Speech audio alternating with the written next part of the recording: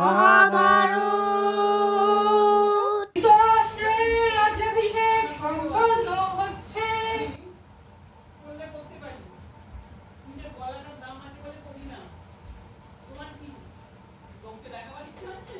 মা চাচ্ছি আমাকে রাজমুকুট দান করুন।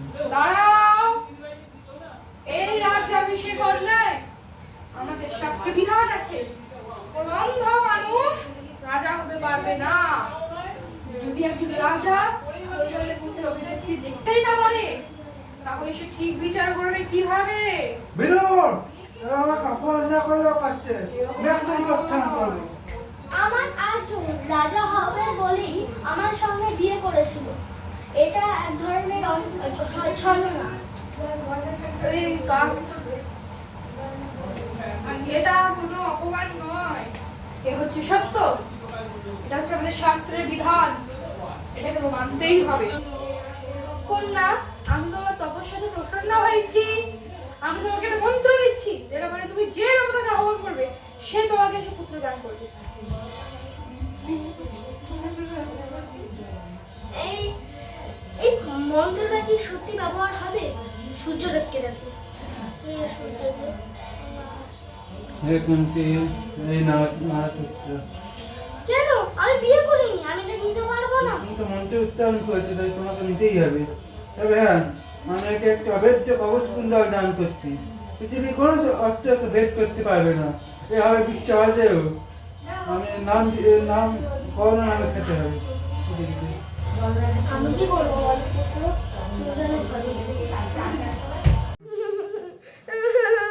আমার পুত্র বিজয় না, এবার গিয়ে আমাকে বিবাহ করতেই হবে। বাবাকে বলি স্বয়ংবরের জন্য। পাণ্ডু রাজ্যাভিষেক সম্পন্ন হচ্ছে। প্রণাম। মাতা আশীর্বাদ আশীর্বাদ দেবে। এ নাও তোমার রাজ। জয় মহারাজ পাণ্ডু, জয় জয় মহারাজ। কুন্তী ভোজের কন্যা কুন্তীর স্বয়ংবর চলছে। যাও তুমি সেখান থেকে আমাদের ভাবি রানীকে নিয়ে এসো। অবশ্যই অবশ্যই। রাজা কুন্তী ভোজের কন্যা কুন্তীর স্বয়ংবর সভা আরম্ভ হচ্ছে। সমস্ত অতিথিদেরকে আমার প্রণাম। আমার কন্যা কুন্তীর স্বয়ংবর সভা আরম্ভ হবে। এই স্বয়ংবর প্রসঙ্গে আমার একটা কুন্তী মায়ের একটি প্রশ্ন আছে। সেই প্রশ্নে সঠিক উত্তর দিতে পারবে সেই ওকে বিবাহ করতে পারবে। এবং সেই প্রশ্নটি হলো, ঋষি গৌতম তার স্ত্রী অহল্যাকে অভিশাপ দিয়ে পাথর বানিয়ে দিয়েছিলেন। তাহলে শ্রী রামের কি তাকে অভিশাপ মুক্ত করা সঠিক কাজ ছিল? এই তোমাদের প্রশ্ন। হ্যাঁ, কারণ শ্রীরাম ভগবান, তাই তার কোনো কাজ ভুল হতে পারে না। আর গৌতম কি করে নিজের স্ত্রীকে পাথর করতে পারেন? ভগবান বলে কি পার পেয়ে যাবেন? তিনি ঋষি গৌতমের অভিশাপকে অমান্য করে দোষ করেছিলেন।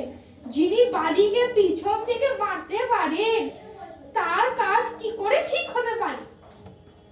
আর কেউ?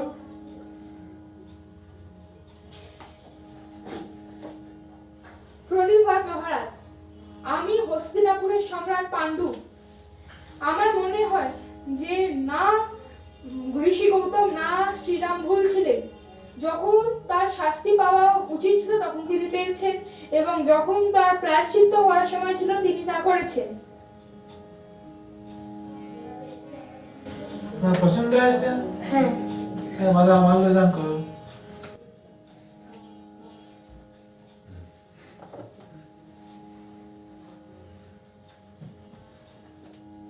আমার কন্যা কুন্তীর সঙ্গে মহারাজ পাণ্ডুর বিবাহ সম্পন্ন হয়েছে। সবাই নবদম্পতিকে অভিনন্দন জানাও। মহারাজ পাণ্ডু জয়, মহারাজ কুন্তী জয়। মহারাজ পাণ্ডু ও মহারানী কুন্তী পদার্পণ করছেন। প্রণিপাত তাপস্বী।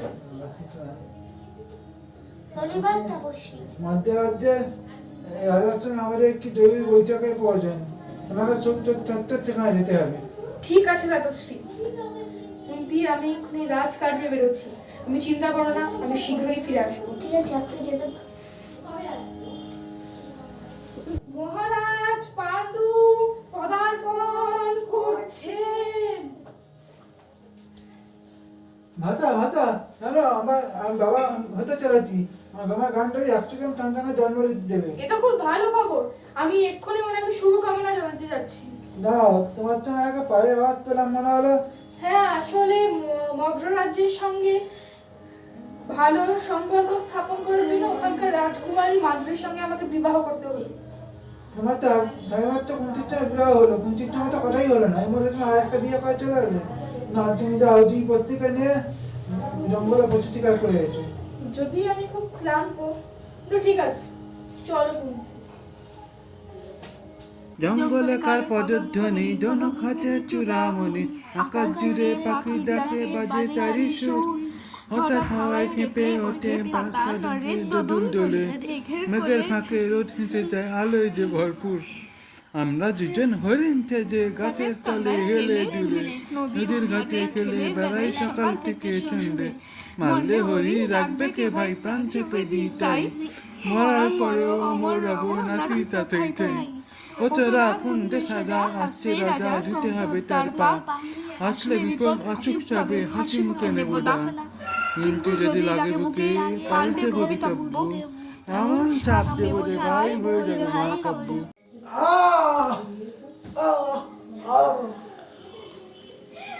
এ আমি কি করে ফেললাম? তোরা বেশি ভাবে গোমা তুমি। কে তুমি? কে করলে তো? আমি মহারাজ পাণ্ডু। তুমি মহারাজ, তোমার না মানুষটা হরিণ আমাদের পার্থক্যই করতে পারে না, রাজ্যের কথা লাগে। দাও, আপনাকে অভিশাপ দিচ্ছি, এই মহারাজ তোমার মৃত্যু করবে। হস্তিনাপুরের মহারাজ পাণ্ডু পদার্পণ করছেন। বলো ভদ্রাত্রী, কেমন কাটলো তোমার শিকার? আমি একটা সিদ্ধান্ত নিয়েছি। আমার হাতে এক ঋষি ও তার পত্নীর মৃত্যু হয়েছে। তো আমি এই সিদ্ধান্ত নিয়েছি যে আমি এই রাজপাট আর করতে পারবো না। আমি আমার সপরিবারে বনে গিয়ে বাস করবো। এই করতে তাহলে হস্তিনাপুরে কি হবে? তুমি না থাকলে? আমি এখন বনবাস যাচ্ছি। হে বিদুর, আপনি আমার ভ্রাতাশ্রী ধৃতরাষ্ট্রকে হস্তিনাপুরের কার্যবাহী রাজা হিসেবে নিযুক্ত করুন। সাবধানে থেকো ভাতা, আমার বনবাস সম্পূর্ণ হবে কাটুন। আশীর্বাদ করুন।